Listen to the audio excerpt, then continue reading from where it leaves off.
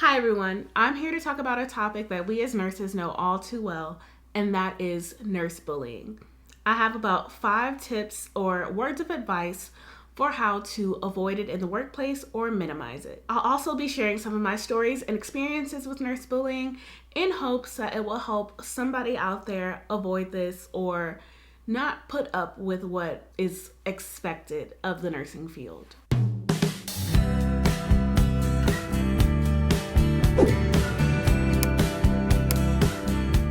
The reason why I'm bringing up the topic of nurse bullying today is because in my previous video, I discussed why I didn't end up on a women's health unit, which was my second choice to psych. And the experience that I had, which most of you guys pointed out, was pretty much nurse bullying. I personally am someone who has dealt with bullying my whole life. So there is no way I can be one to permit bullying in my profession. So in today's video, I really want to share some of my other experiences with nurse bullying and what you can do to avoid it or help in situations where you see nurse bullying in your workplace. So the first story that I want to share when it comes to nurse bullying is a bit of a follow-up to that last video that I made. If I haven't said it already, I'll leave it linked up above. And basically what happened after I sent my letter saying I'm withdrawing my application, I don't think this is a great fit, I'd rather be somewhere where I am valued, the response that I got back was, "I'm sorry that this was your perception," ended with a note that said, "Kindness always matters."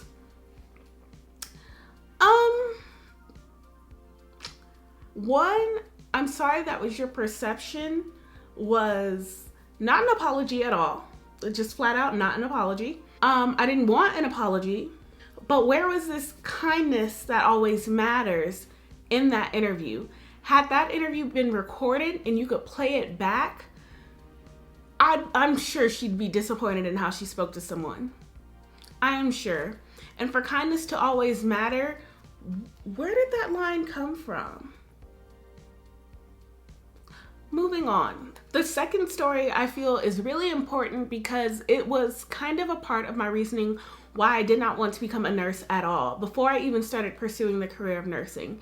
So a few years back in my first degree, I volunteered at a local hospital.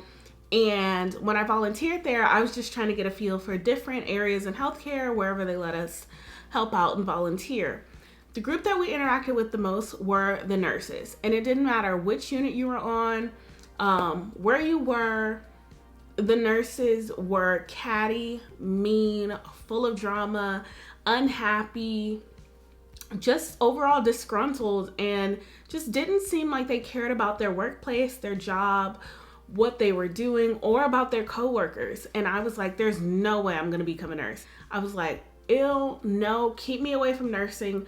I don't want to do that. Whatever they have going on there is enough to make me never want to become a nurse. And then flash forward, I end up in nursing school anyway, many years later, and the work environment is still the same. The only thing that has changed, I guess, are some of the nurses.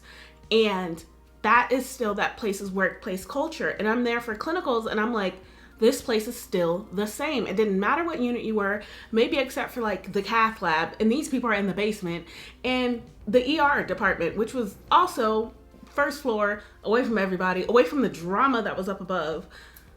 It was the same, and it's there's no way. Imagine being someone that started working as a nurse way back when and still listening to the same drama, cattiness, mess that was there years later. Who wants to work in a work environment like that? And just to double up on top of that, the day that I went for clinicals there, maybe the first couple weeks in at clinicals there, I got placed with a nurse who, not even 5 minutes into me introducing myself, she's like, "I'm not taking students today." Didn't even look at me, was just like, "I'm not having a student today." And her friend tries to guide me away from her, "Yeah, you're not working with her. We need to talk to your instructor or the charge nurse." And I was like, but she was like, "Well, you're not working with her today." And I was like, I am a grown person being talked to like I'm fresh out of kindergarten. What just happened? It was all happening so fast. And it's sad that nursing students are basically experiencing this all the time and are just expected to let this happen to them. And the two of them as just older, mean nurses, I just wanted to turn around and be like, but I didn't. I did not. I did not do that. I did not do that at all. But I did indeed text my group chat without my instructor. And I had to get that off my chest because they know me presenting myself. I try to be as professional as I can. It's still something that I work on. And I try to be as kind and pleasant as I can be. And for someone to still treat kindness with rudeness, it's just like, that's just a reflection of them. That's just the kind of person that they are. And that hospital's environment is just so sad to see. I mean, the ER nurses, amazing. Cath lab nurses, amazing. But mostly everybody else, awful, awful. The older nurses don't like the younger nurses because they came in making more than they did. Other nurses don't like other nurses because people do a better job than they do, or they don't like to see other people being promoted or succeeding or being awarded or recognized for something. And it's just like, come on, where is the team-based work or team-based orientation? Like, what is going on? So some things that I can share with you to avoid this or, minimize it are as follows. First things first, I would say simply just stay out of the drama. I met a nurse once who's like, I'm not here to make friends. I'm here for the patients. I clock in, I do my job, I do what's best for my patients, and I clock out. That's it. She knew that her workplace was messy. And she said, I'm not here for it. I'm not going to get tangled up in it. I'm just here to do my job and go home. Collect my check and go home.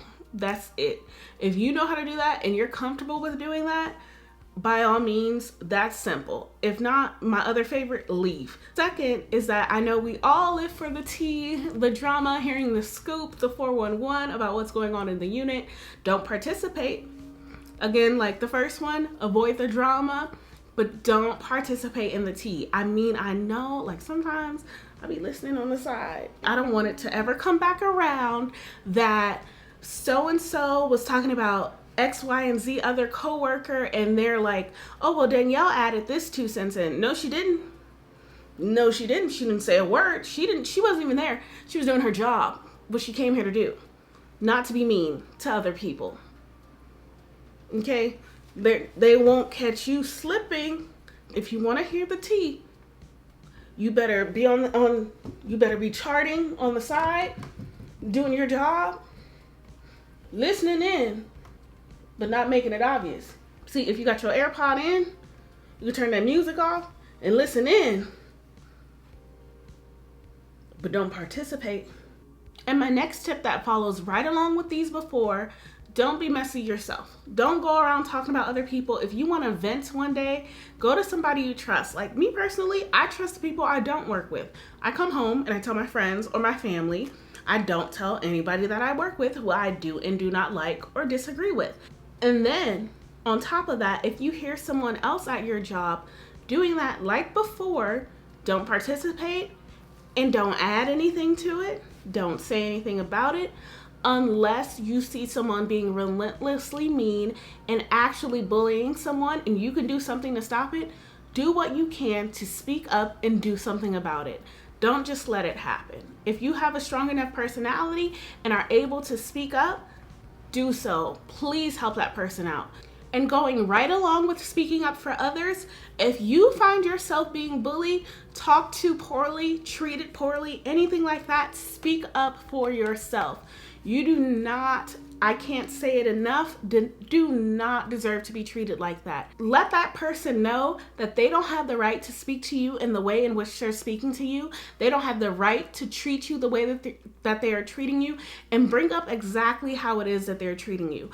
There has been an occasion where I have actually had to advocate and speak up for myself with the charge nurse because the nurse was trying to set me up. No, I'm used to being the one that's like, oh, I can just brush this off and just keep it quiet, just move on, still be my nice self. But no, not when you're about to get me in trouble. No, not for fun. Not me.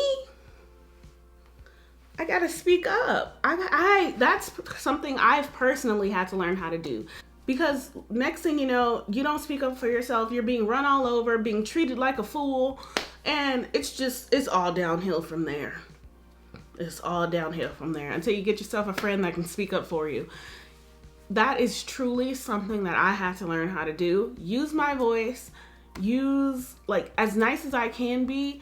It's just some things you can't take. It's just some things you can't just sit back and let happen. Simply, just to wrap up these first 5 tips and bring it back to the first one, by simply staying out of the drama, you can leave. You don't have to put up with this. How can you expect to thrive in a workplace environment where everybody is tearing you down? You signed up for a job where you can help others, but people are constantly chipping away at your integrity, at your character, at your kindness.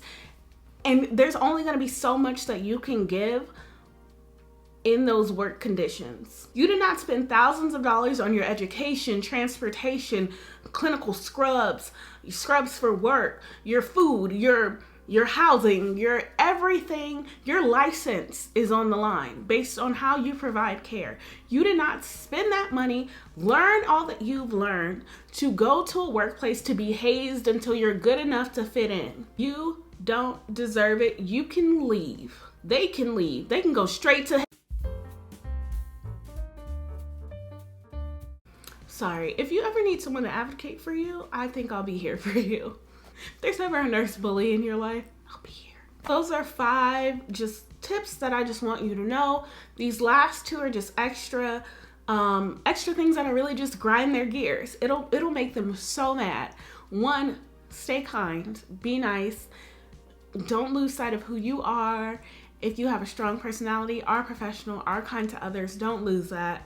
And second, don't lose sight of your values, why you became a nurse, what you're really there to do, and that is to take care of others in their time of need.